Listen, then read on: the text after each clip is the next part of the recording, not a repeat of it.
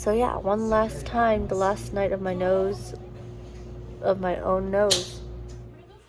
Hi everyone, welcome back. So today we'll be going over something that's a little bit more private for me, for sure.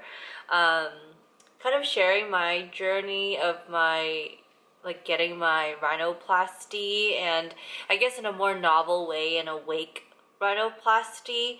I think it's becoming more common, but it's also something that I have never read about or even watched videos about when I was researching this. And so I wanted to share this journey with you guys of the process of how it was done, before and after photos of how I looked like before, how my nose was shaped versus now. Well, this is present day, so this is how it looks like now. But throughout the updates in this video, you'll get to see how it slowly deswells up until now. So hope you guys enjoy as I share this very private piece of my life with you. And yeah, please let me know in the comments if you have questions. I'm more than happy to answer.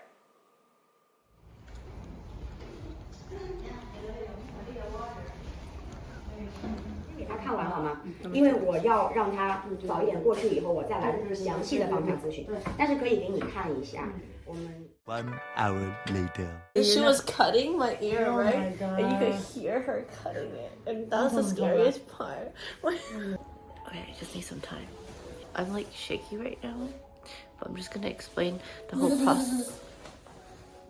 Hey, just popping in here because I did have this recorded footage of me explaining the process right after the procedure, but I think I was a little bit out of it with some pain medications, that it was just very long and hard to explain. So I kind of talk you guys through the procedure of what happened at the time. And so what it was like I mentioned, it's an awake rhinoplasty. So I'm not going under general anesthetics to be sedated. I was actually just given local anesthetics like lidocaine. It's similar to, or exactly like how when you go to the dentist and they have this needle that they inject into your gums to help numb the pain. It's like that, but into the ear and also into my nose. And so what the doctor did was she first injected lidocaine into my right ear. And this is to help with numbing this area, since she's going to remove a piece of cartilage from it. And so the implant I got was the L-shaped implant. So it looks like this. It's silicone, and at the tip of it, she would kind of sew that cartilage piece at the tip of the L. And the reason being is because I did read a lot online that over time, the L, because it's kind of protruding out, that tip can rub against your own skin and flesh, and you might even be able to see pink or even this white color of something pressing against your skin in the light. And so I believe that's why she took a piece of cartilage out, to kind of help round out my tip and also to kind of protect it from that abrasion. And so fast forwarding, she did that. She's cutting into my ear. And I think that was the scariest part of the whole procedure, because you can hear, since I'm awake, that noise of your of the knife going in, making the incision, kind of, what she was doing to extract that piece of cartilage out. She sews it up. She injects the lidocaine into my nose, so different parts of my nose, and I think that was the most painful part of the entire procedure. It's just that needle going to such vulnerable and sensitive areas. And but after she pushes it in, and a couple minutes later, it was virtually painless. So like I said, the scariest part was that hearing the cut, and then the most painful part was just the injection. So through that, she was able to extract that cartilage. She was sewing it on the side, and kind of coming back and forth from the sterile table to the table I was laying on or the bed I was laying on, and she was shaping the silicone to my nose. She was making sure it fits well and that it was shaped naturally to my face. And so I think there was a lot of trust in allowing her to do that, because there was no simulation beforehand to kind of show the projection of how the nose would look like post-op.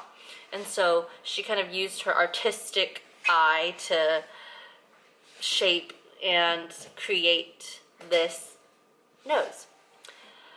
And so after that, she did all the molding. She was able to kind of cut an incision in my right nostril and kind of slid it in, made sure it fit in place, and then she sewed it back up, and that was the whole thing. Hey, this is me right now, by the way. My ear that was operated on looks like this. It's just red and purpley, and then there's like a scar, like there's stitches in the back. This is my normal ear for comparison. My regular ear with that, and then my ear that's swollen and healing. Not that big of a difference, if I must say so myself, but still it's like really swollen right now and in pain. Hey y'all, good morning. It is post-op day 2. Yawning is a little bit uncomfortable, just slightly. My nose like feels really dry. My lips are really dry. I've been using the saline water to like wipe the inside of my nostrils like 3 to 5 times a day.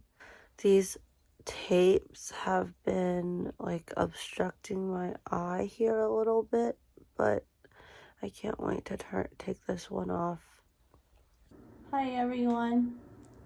I'm going to remove that bandage now. So they said that after 48 hours I can remove it. So I'm gonna remove it now. I'm really scared, but my nose has been so oily. I literally feel oil like dripping down my nose. So I don't really know how to take care of my skin afterwards, but I know I'm not supposed to wet it, so I'm just gonna wipe it down, okay? Alright, moment of truth. It's gonna take like months for the swelling to go down. I read online that it can take even up to a year, so I'm not too stressed about the recovery process. I know it'll be a long time. Okay, I have my stuff ready, my saline water and my sterile Q-tip. I'm going to remove it now. I am very afraid. I don't know. There's no like dent in or anything though. It's just tape. And ow, ow, ow, ow, ow. This hurts. It's okay. I'm a grown woman. No. Okay, let me try this side. Okay. Wow. Ow, ow, ow. I don't think this is good for my... What's so funny?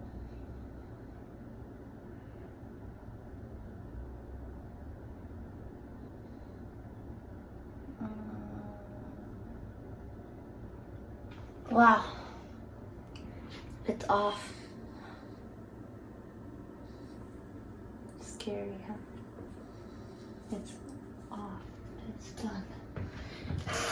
Side profile. Front profile. Side profile. Today is post-op day 3. My nose today, there is bruising, which I noticed after I removed the bandage around my eye area, but it's not that bad. I'm starting to see like this little line here, which I'm not exactly sure what it is. I don't see a hump or dip in that area, so maybe it's just bruising. Yeah, I'm just hoping that's just bruising and it'll go away. In terms of recovery, I still feel pretty good, just really tired. So here's a side view, day 3 post-op, and then the front view, day 3 post-op, and then the other side view of my right side, day 3 post-op. Today is post-op day 5. today you can see it's even more yellow around these two areas, but it's definitely like the swelling has definitely gone down in this area. From the side, I'm gonna give you guys a look here, from the front, and from this side as well. Hello, another update. As you guys can see, this is post-op day 6.